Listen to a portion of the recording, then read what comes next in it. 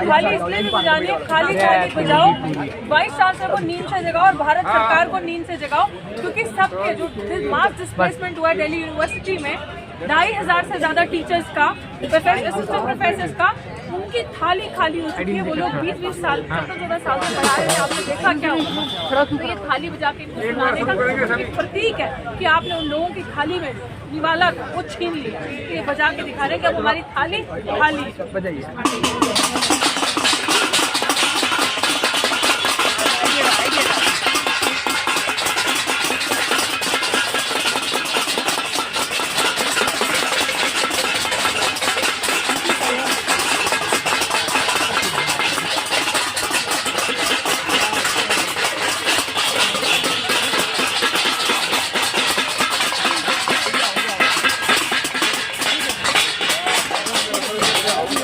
ठीक है भाई, थोड़ा पीछे कर लो यार नवीन भाई।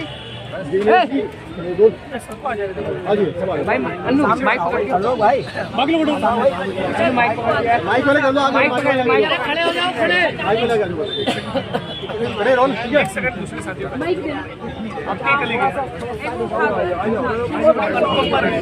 अरे भाई बस भाई जी आराम से आसिफ भाई हटाना नहीं भाई मैं तो पीछे रख रहा हूँ, तू अगर भाई थोड़ा आ जाइए, खड़े हो जाओ सही रहेगा, खड़े हो जाएंगे फिर बहुत हो जाएगा।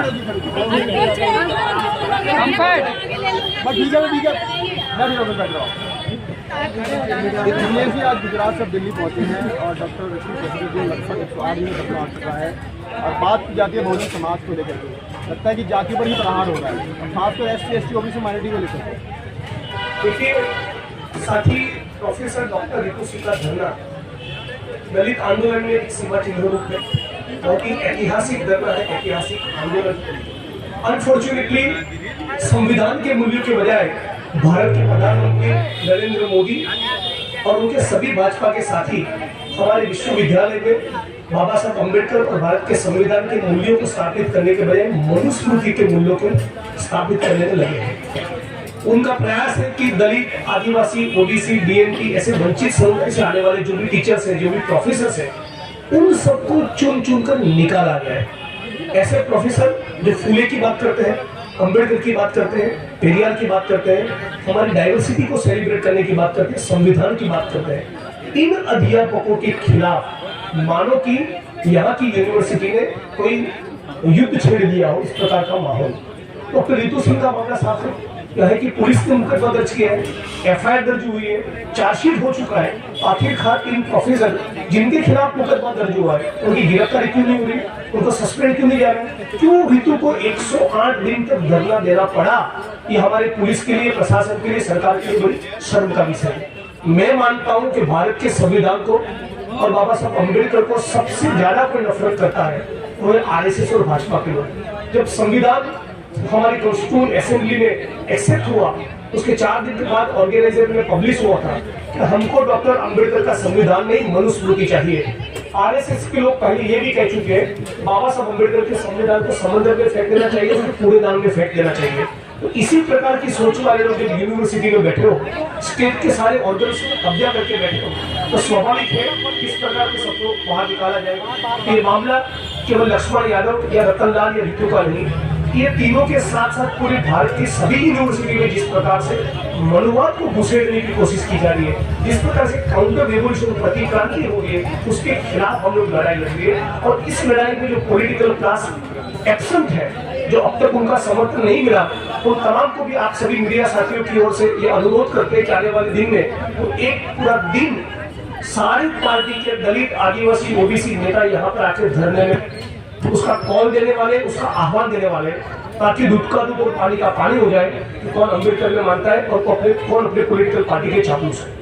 बात चल रही है कि 85/15 का नारा सभी राजनीतिक पार्टियां दे रही है, लेकिन अगर बात करें 108 दिनों के धरने को, लगता नहीं कोई MP MLA दलित पार्टी से। ये बहुत ही अनफॉर्चुनेटली है, इसीलिए हम सभी पॉलिटिकल पार्टी के लोगों को अपील करने वाले, अब तक जो कोई नहीं है कोई बात नहीं, तो माफ कर देते। अब जब कॉल दिया जाए तब उस कॉल को आप एक्सेप्ट करिए, यहाँ पर बैठिए। आपको अपने जीवन का 8-10 घंटा बिता रहे धरने में बैठना, इतना तो कर सकते हैं। बेटी के समर्थन में, जितने 108 दिन से लड़ रही है, जिसकी डिमांड बहुत ही जस्ट डिमांड है, न्यायिक डिमांड है, मुकदमा दर्ज हुआ है, चार्जशीट हो गई, गिरफ्तारी क्यों ना हो, सस्पेंड क्यों किया जाए? तो सरकार को तो ये जवाब देना चाहिए कि इतने हजारों हजार जो दलित आदिवासी ओबीसी बैकग्राउंड के जो टीचर्स है, जो प्रोफेसर है, उनको क्यों निकाला जा रहा है? क्या कसूर है उनका? तो इन तमाम मुद्दों को लेकर आने वाले दिनों में हम लोग एक कॉल देंगे और सभी पॉलिटिकल पार्टी के दलित समुदाय के जो भी एमपी है उनको यहाँ आने का आह्वान करेंगे। लेकिन सर मोदी सरकार ना देती बेटी बचाओ बेटी पढ़ाओ बना देती है मोदी सरकार। जब बेटी या बलात्कार की कंप्लेंट लेकर बैठी थी दिल्ली में, तब तो मोदी साहब ने सुना नहीं। ये हाथरस पे जो बेटी के साथ वो पूरे मुल्क ने देखा है, मणिपुर के हमारी महिलाओं बहन बेटियों के साथ जो वो भी पूरे मुल्क ने देखा है, रितु सिंह के साथ क्या वो भी देख रहे हैं। उना के आंदोलन के वक्त मोदी जी ने कहा था मारना है तो मुझे मारो, मेरे दलित भाई को मत मारो। अब यहाँ पर बेटी लड़ रही है अपनी न्याय की मांग को लेकर, तो कुछ तक नहीं आ रहा है। लेकिन महिला खिलाड़ियों को भगाया गया था लाठी चार्ज करके जंतर मंतर से। वही तो उनका असली चरित्र है, वही तो मनोभाव है, शूद्रों का महिलाओं का शोषण करना, उत्पीड़न करना। यही तो हमारे मोदी जी की, आरएसएस की और भाजपा की सोच है। उसी सोच के खिलाफ की लड़ाई है, उसी सोच के खिलाफ ये धरना है, उसी सोच के खिलाफ ये संघर्ष है। और ये संघर्ष तब तक जारी रहेगा, हमारी आने वाली पीढ़ियां भी लड़ेगी, जब तक पूर्ण रूप से संविधान को लागू किया जाए। लेकिन बात की जाती है बहुजन समाज को एक करने की, लेकिन ऐसा नहीं कि बहुजन समाज आने की तरफ आपस में बटा हुआ है। देखिए, बटे हुआ तो पूरा मुल्क है, जाति में बटा हुआ है। हम सभी का प्रयास है कि जितने भी शोषित है, गरीब है, वंचित है, वो सब एक बन चुका है। लेकिन एक बार कहने से नहीं आएंगे, उसके लिए पूरा जीवन देना पड़ेगा, पूरा जीवन संघर्ष करने को तैयार है, तभी तो वापस अपने लेकिन बस्तर जैसे एरिया में, लेकिन सर मोदी सरकार नारी वंदन शक्ति अभियान चला रही है, महिला को आरक्षण दे दिया 33% मोदी सरकार ने। देखिए, टोकनिज्म तो कहने के लिए तो बहुत कुछ है, जैसे कि मैंने पूरा की कहा था कि मारना मुझे मारो, मेरे दलित भाई को मत मारो। तो गुजरात के मुख्यमंत्री ने तब एक भी दलित आदिवासी एट्रोसिटी के जो शिकार हुए कभी उनको पूछने नहीं गए। 700 किसानों की यहाँ पर मौत हो गई, 700 किसानों को बलिदान देना पड़ा, तब भी प्रधानमंत्री देखने नहीं गए। लेकिन मोदी जी गारंटी चल रही है सर देश में, तो मोदी जी की दिनेश जी आप खुद विधायक हैं, कांग्रेस पार्टी से आते हैं, जिस तरीके के परिणाम चुनाव का है, 24 के चुनाव आए हैं, बीजेपी कह रही है कि टेलर है, फिल्म बाकी है। देखिए, आज मैं किसी अलग मुद्दे पर बात करने आया हूँ, सियासी बात आने वाले दिनों में करेंगे। और 2024 में इंडिया का अलायंस, सारे आंदोलनकारी, सारे लड़ने वाले लोग साथ में मिलकर लड़ेंगे, अच्छा नतीजा है। सर बड़ा सर शिक्षण संस्थानों में जातिवाद का आरोप लगाया डॉक्टर रितु ने, क्या ये संभव है क्या? तो रोहित वेमुला, दर्शन सोलंकी, पायल तड़वी, रतन लाल जी, लक्ष्मण यादव जी, रितु सिंह जी, कितने लड़कियों का उंगलियां खाएंगे? पढ़े लिखे लोग भी जातिवाद करते हैं क्या सर? देखिए, भारतीय समाज में ऐसी कोई भी, भारतीय समाज का ऐसा कोई भी डायमेंशन नहीं है जो जातिवाद से ग्रस्त हो। नेशनल टाइम रिपोर्ट अब डेटा देखे, हर रोज 4 दलित बेटियों पर बलात्कार होता है, हर रोज 3 दलितों की हत्या होती है, हर 18 मिनट में एट्रोसिटी की घटना होती है। मैंने उस केवल आदमी जिंदा आज भी 300-400 रुपए के लिए वाल्मीकि की सफाई करने को गटर ऊपर को बनना पड़ रहा है, आज भी छुआ छुप जिंदा है, सभी हमारे आंखों के सामने।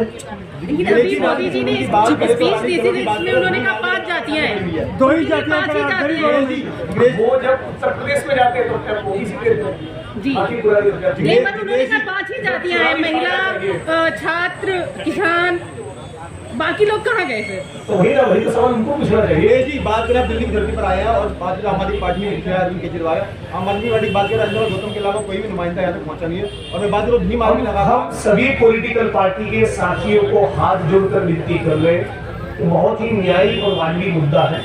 आप सभी का कर्तव्य बनता है, मेरा भी, आपका, हम तमाम साथियों का, कि ऋतु के समर्थन में आप कर रहे हैं। चंद्रशेखर आजाद की पार्टी लगातार संगठन में जुड़ी है, भीम आर्मी की बात करें, सभी साथियों का स्वागत है, सभी साथियों को आना चाहिए।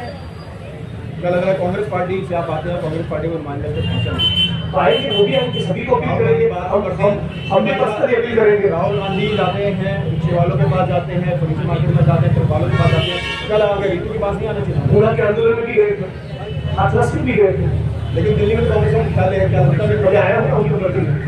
आप मेवानी जी बड़ा सवाल, मेन स्ट्रीम मीडिया नहीं आ रही कवर करने के लिए आंदोलन। देखिए, आप लोग है, पूरी मीडिया नहीं है, कोई बात, आप तमाम साथी कवर करेंगे, आप तमाम साथियों में ठीक ठाक रीच है, लाखों लोग आपको भी देखते हैं, लाखों लोग आपको पसंद करते हैं, यूट्यूब पे देखते हैं, सोशल मीडिया पे देखते हैं। क्या ऋतु दलित की बेटी है, लेकिन क्या देश की बेटी बन पाएंगी इस आंदोलन के जरिए? देश की बेटी ही है, ये तो जाति व्यवस्था के कारण कुछ लोगों ने उनको दलित की बेटी बनाया। लेकिन पहलवानों के समर्थन बेटी होती है, पहलवानों के समर्थन में पूरे देश के लोग गए थे, दलित भी गए थे, बहुजन भी गए थे, लेकिन यहाँ पर दलितों के अलावा मोस्टली बहुत कम ये लोग। बहुत कमनसीब है, अनफॉर्चुनेट है। तभी तो सबको अपील कर रहे हैं कि जाति और धर्म का सर्कल तोड़कर भारतीय नागरिक के तौर पे, इंसानियत के नाते यदि सचमुच आप संविधान में मानते हैं तो यहाँ पर आकर अभी 5 प्रदेशों में चुनाव हुए, गुजरात से लेकिन आते हैं, वहाँ मुंह से रखने देते हैं, घोड़े नहीं चलने देते लोगों को। पूरे मुल्क में छुआछूत, पूरे मुल्क में इस प्रकार की समस्या है, तो लड़ना पड़ेगा।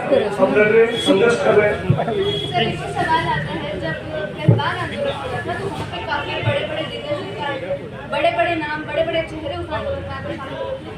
इस आंदोलन के भी इसी रूप में देखा जा रहा है, इतना बड़ा आंदोलन हो चुका है, लेकिन कोई ऐसा बड़ा चेहरा, बड़ा नेता नहीं है।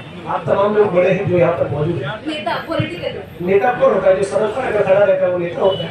दलितों के सबसे जो बड़े नेता जो जो जो जो MP MLA बनकर बैठे हैं, उससे ज्यादा जो अम्बेडकर वाली सड़क पर उतर है, आज उनके लिए जनता के दिल में ज्यादा रिस्पेक्ट। लेकिन आपको वो लगता है लोग, उन लोगों को आना उन लोगों चाहिए। को डेफिनेटली आना चाहिए, हर एक लोगों को आना चाहिए। और उसी का आने वाले दिन में कौन लेंगे, सभी को अपील करेंगे कम से कम 8-10 घंटा एक दिन धरने में। क्या आंदोलन कुछ अलग है? क्या उसको अलग तरीके से देखा जा रहा है और इसको अलग तरीके से? बिल्कुल, जब दूसरे समुदाय की बहन बेटियों के साथ अत्याचार होता है, उसको मीडिया किस प्रकार से ट्रीट करता है, कितना तवज्जो देता है, और कोई आदिवासी, मुस्लिम या दलित समाज की महिला के साथ अत्याचार होता है, उसको किस प्रकार से ट्रीट करता है, तो सबकी आंखों के सामने। गुजरात में बिल्किस बानो के बलात्कारियों को जेल में से छोड़कर लड्डू खिलाए, मीडिया ने कभी सवाल नहीं किया। 29 साल की बेटी प्रेग्नेंट थी, गर्भवती थी, उसकी आंखों के सामने 12 लोगों की हत्या की, उसके 3 साल की बच्ची को दीवार पर पटक कर मार दिया, फिर भी उसके बलात्कारियों को जेल में से छोड़कर लड्डू खिलाए। मेन स्ट्रीम मीडिया ने, मोदी मीडिया ने तो कभी सवाल नहीं किया।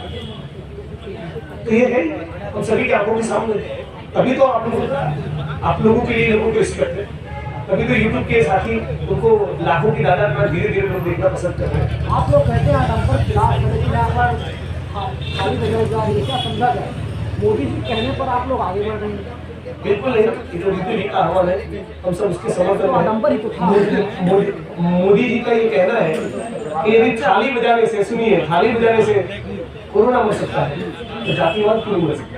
ये उनको सवाल पूछते हैं, इसका प्रॉपर एक्सप्लेनेशन है। तो मतलब यही है कि मान लिया जाए ताली थाली बजाने से सब कुछ कल्याण हो जाएगा, रोजगार नहीं मिलेगा, ताली थाली बजाइए। ये तो आपका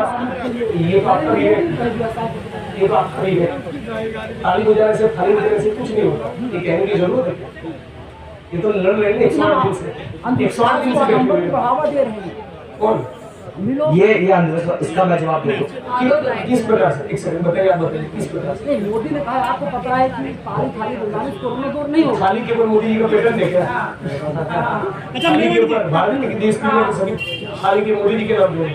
नहीं, मान लिया जाए सर, पेटेंट नहीं है, लेकिन उन्हीं थाली बजाना ठीक है। कॉपी कर रहे हैं जिनकी आप आलोचना करते हैं, तो इसलिए सवाल बनता है। तो वो थाली बजाकर यदि जनता को मूर्ख बना रहे, ये हमारे तमाम साथी ताली बजाकर, थाली बजाकर जनता को जगा रहे, वो थाली बजाकर मनुस्मृति का प्रोपेगेंडा आगे बढ़ा रहे। ये तमाम साथी ताली बजाकर, थाली बजाकर जय भीम के खिलाफ जिलाधिपति के नारे के साथ संविधान की बात कर रहे हैं, अम्बेडकर पेरियार की बात कर रहे हैं। सर, चंद्रशेखर राजस्थान चले जाते हैं। सर, चंद्रशेखर नहीं आए हैं इस आंदोलन में, वो राजस्थान चले जाते हैं, मध्य प्रदेश चले जाते हैं, दिल्ली में क्यों नहीं आ रहे चंद्रशेखर? सभी साथी आए हैं, सभी साथी आए हैं, सभी साथी आए हैं। कुछ जगह पे सुनिए, मैं जवाब देता हूँ। कुछ जगह पे कुछ आंदोलन में कुछ नहीं हो पाते हैं, तो वहाँ मामन मिश्रा जाते हैं, कभी मामन मिश्रा जीवनेश नहीं जा पाते, चंद्रशेखर जाता है, कभी चंद्रशेखर मामन मिश्रा जीवनेश नहीं जा पाते, तो रतनलाल जी चले जाते हैं। कुल मिलाकर ये सभी लड़ने वाले लोग हैं, सभी लड़ने वाले लोगों का इस धरने में, इस आंदोलन में स्वागत है। सोशल मीडिया पर लिख रहे हैं जिसके दामन साफ है, दरअसल वही लोग यहाँ पर आ रहे हैं। अच्छी बात है, मैं तो ये कह रहा हूँ जिनका दामन साफ नहीं, वो भी अरे यहाँ पे बाहर हो रहे हैं। सर, मेरा एक सवाल है आपसे कि जो जाट बेटियां धरने पर बैठी थी जंतर मंतर, वहाँ चंद्रशेखर आकर उनके साथ रुके थे, खाए पिए भी थे उनके साथ, लेकिन आज आने वाले दिनों में सभी लोग आएंगे, सभी का यहाँ पर स्वागत सर रहेगा। उन्हें बुलाया भी गारंटी है। बचा कर रहे हैं, बचा कर रहे हैं, आप लोग आएंगे। अच्छा, करने की कहाँ बात है भाई?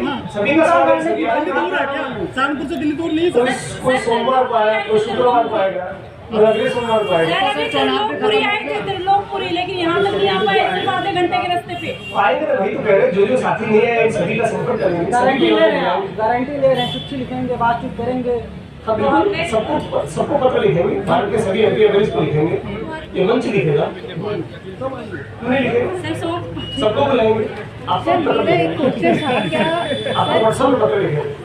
मेरा एक क्वेश्चन था कि देश में इतना दलितों पे, आदिवासियों पे जो भी है अत्याचार या जो भी हो रहा है, लेकिन लोकतंत्र में, चुनाव में मतदान सबसे बड़ा अधिकार होता है जनता का, लेकिन इसमें हमेशा जो बीजेपी है बाजी मार जाती है। बस्तर जैसे एरिया में बीजेपी जीत कर आती है, तो हम इसको कैसे देखते हैं, आप कैसे देखते हैं? उसके लिए बहुत अलग किस्म की इलेक्टोरल स्ट्रेटेजी चाहिए। ये जन आंदोलन का मंच है, चुनावी मंच नहीं। नहीं, मैं एक पूछ रही हूँ, जैसे आप ये फिलहाल हम जन आंदोलन के मंच पर बैठे हैं, वो इलेक्टोरल पॉलिटिक्स से जुड़ा हुआ सवाल है, और जो कल तक नहीं हुआ वो परसों नहीं होगा, ऐसा नहीं।